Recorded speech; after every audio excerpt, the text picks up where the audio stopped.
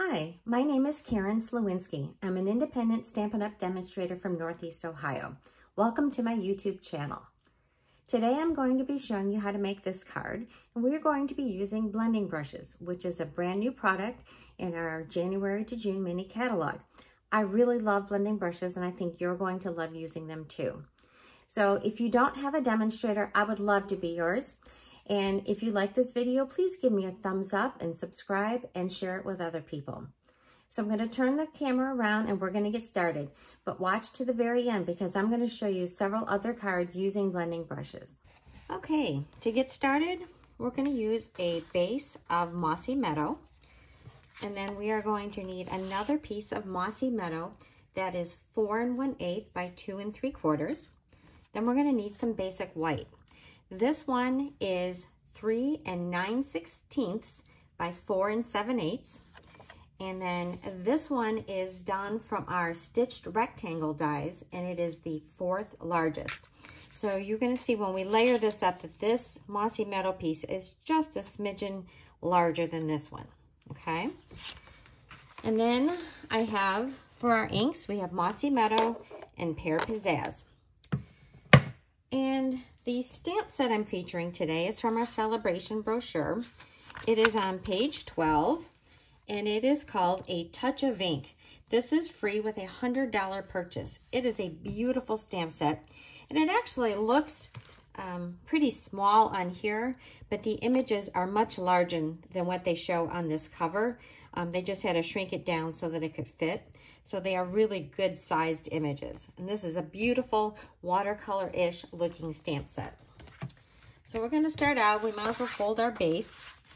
And then you can see underneath me, I do have a piece of scrap paper. You're gonna want to protect your surface. Okay, I'm gonna give that a very good crease. Okay, I'm gonna set that aside. And then we are going to start with our stamping. So I'm gonna start with my stitched shape. And we are going to stamp, first of all, we're going to stamp our outline portion of the leaves. And we are just going to stamp those up near the top, and they're going to go over just a little bit. And let that absorb. And then we're going to re-ink it, and then we're going to do it here. And I just kind of positioned it so almost so they were touching right at the base of that first one. Okay, so that looks very good.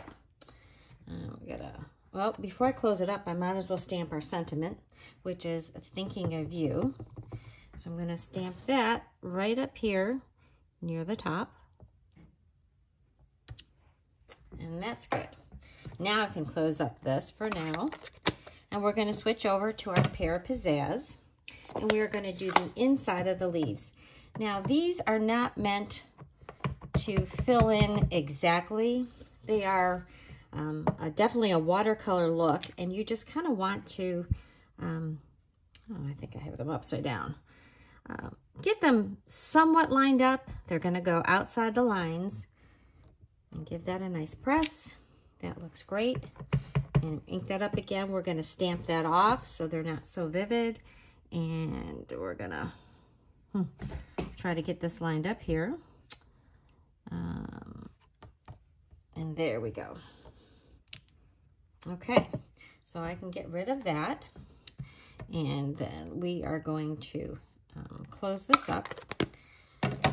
So this is ready to be mounted. I like using my liquid glue, but you could use your seal if you wanted to use that instead. I'm going to show you a little bit of a tip I just realized with my glue. Sometimes when you're using your glue and you get down near the end, but you know that you're not really empty, this other end, I don't know if you knew that, but this is a wide tip end. Well, you can take this part out. So this will just come right out.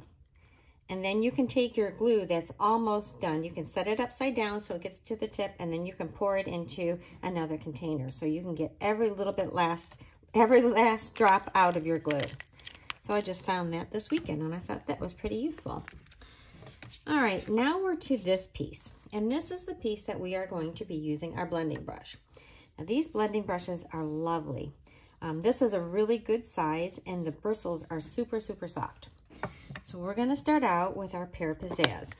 And what I've decided to do is ink up this corner and this corner. So we're just going to go ahead and get a little bit of ink on here. Can't see too much of it, but you'll see it when you start rubbing it on your scrap paper.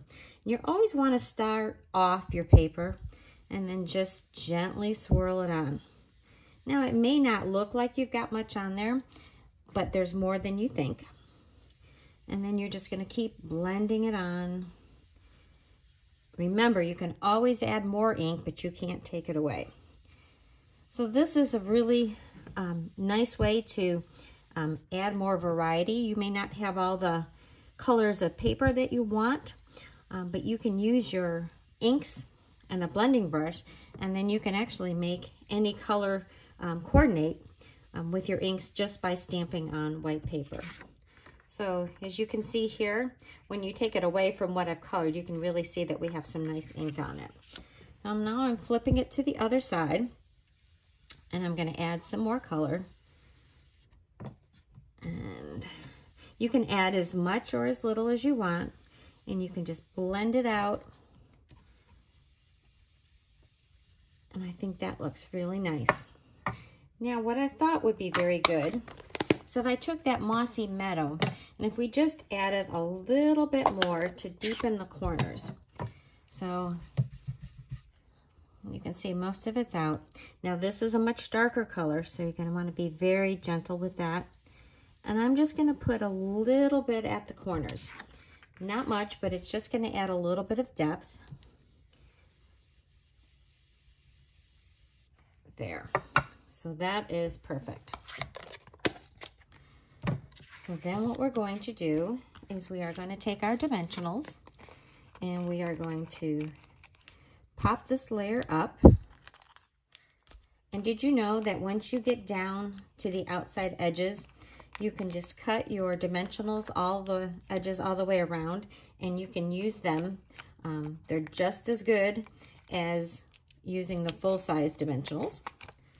Oh, I don't want two pieces there. All right. So I'm going to pull off my backings. And then we are going to put this right in the middle of that panel. And it is perfectly coordinated with the colors that we've used in our card. And then I'm just going to add some glue to this white panel. Get a little bit too close to the edge. Sometimes the camera gets in the way. And then we are going to center that on our card. And there, we have a beautiful, very simple card, almost monochromatic. And then to clean your brushes, you can see I've got some ink on there. Really just try to rub it out. And you can see that there's a little bit coming off on your paper, but just keep rubbing it out. You can take this and put it under water and clean it out, but then you have to let it dry. Another thing I like to do is take some paper towels and some rubbing alcohol, just spritz my paper towel and then rub this over it, and that gets rid of any excess ink. So these come in a package of 3 for $12. And sometimes people like to have one for every color family, but that certainly isn't necessary. You can just go ahead and clean them out. So now I'd like to show you some other examples. So this, I'm going to get rid of this because this isn't pretty, but this card is. So what I did with this card is I used a Post-it note on my white panel, and I just posted it or stuck it down a little less than 1/4 inch from the corner, and I did it on both corners. And then in this case, I used 2 colors. I used a little bit of Pretty Peacock, and then I used some Granny Apple Green, and I just blended it. So I blended it off, you know, just to nothing up each side. But isn't that a wonderful effect? I really like that one a lot. Here is another one where it is monochromatic, and I made this ombre look. So I took my panel, this white panel here, and I just started out at this end, and I just gradually lightened it up to the top end. And then when I was putting this stamp on here, I started out full strength for stamping this flower image until I got about halfway, and then I stamped off so it was lighter on this top part, and you get this wonderful ombre look. Here is another card using that same Touch of Ink stamp set where I have that same stitched panel, but I stamped my image and I colored it with my blends, but then I put some blue. I think I used Balmy Blue on this top part, and I used a little Pear Pizzazz down on this bottom, and it just gives you a little bit of earth and sky feel to it. So that one was pretty easy to do.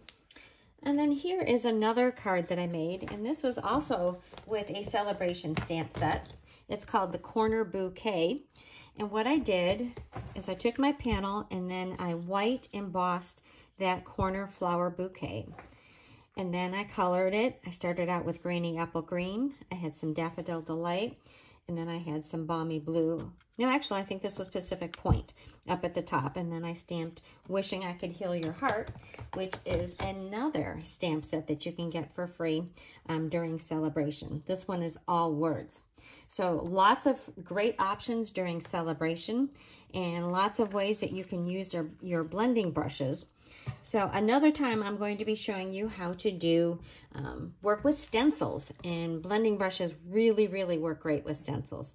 So stay tuned for that video. Thanks for watching, and again, if you like this video, please share it, give me a thumbs up, and please subscribe. Thanks so much.